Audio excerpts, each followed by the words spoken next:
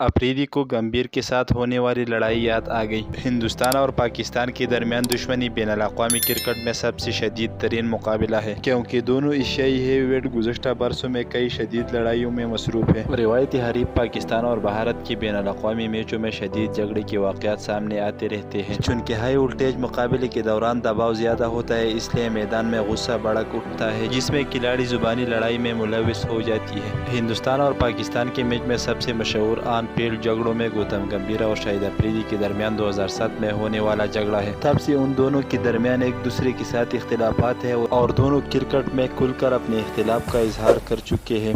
हाल ही में शो के दौरान अफरीदी से पूछा गया कि वो अपने खेल के दिनों में गंभीर को गुस्से में पाते थे, तो साबिक ऑलराउंडर ने जवाब दिया कि स्लेजिंग खेल का हिस्सा है और गंभीर दूसरे से मुख्तलिफ किरदार था। आज के लिए इतना ही। मजीद क्रिकेट की ताज़ा तरीन अपडेट्स के लिए हमारे यूट्यूब चैनल को सब्सक्राइब करें, पेज को भी फॉलो करें। अल्लाह हाफिज़।